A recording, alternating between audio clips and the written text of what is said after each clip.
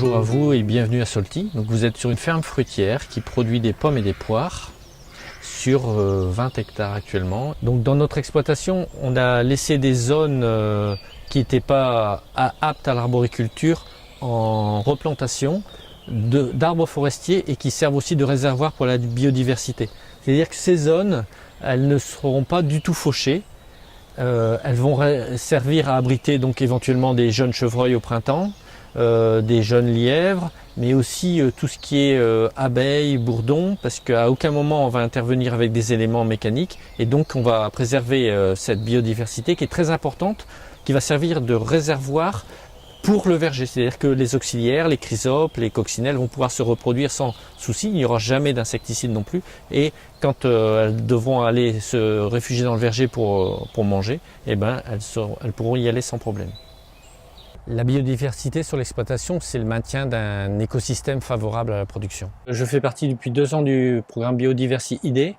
Moi, ça a quand même eu un impact, c'est de m'obliger à voir les insectes qui étaient présents sur mon exploitation, notamment les pollinisateurs. Donc à certaines périodes de la journée, les observer, faire des comptages, faire l'observation pour les faisans. Donc le chant du coq en début de saison, répertorier les jeunes dans la saison. Et puis aussi d'avoir un avis, une note de mon exploitation par rapport à cette biodiversité. Sur notre exploitation, on a 3 parcelles actuellement qui sont en jachère mellifère. Donc ici on a un mélange qui est mélilo, trèfle incarnat, facélie, et puis aussi Saint-Foin. Donc c'est une jachère qui va permettre et aux pollinisateurs de se développer et aussi à la faune sauvage de s'abriter et de pouvoir trouver de la nourriture. Et on s'est aperçu qu'en mettant ces jachères mellifères, on amplifiait la reproduction et donc on avait un énorme potentiel qui se développait.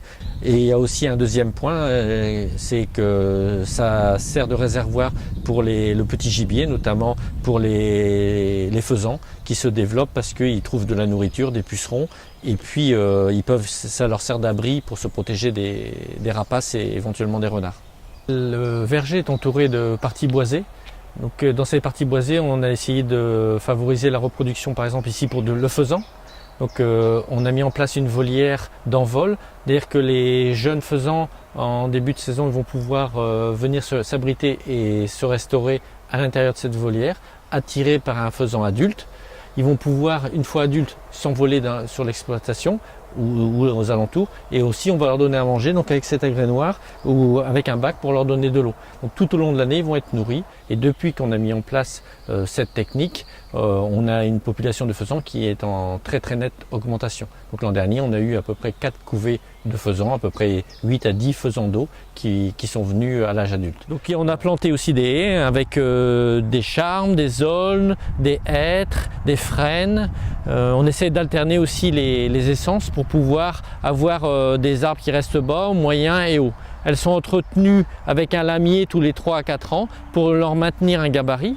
Ici derrière moi c'est une haie de tétard, donc souvent c'est du charme qui a 2 objectifs, qui servait à faire du bois mais aussi à protéger et à délimiter les parcelles. Donc c'est aussi un réservoir d'auxiliaires. Sur l'exploitation on a à peu près 4 km de haies qui entourent tous les vergers. Donc tous les vergers sont protégés. Alors pourquoi on dit protégés? Parce qu'en réalité on protège et du vent, mais aussi on protège des agressions des ravageurs, puisque dans ces haies-là, on va avoir des réservoirs d'auxiliaires.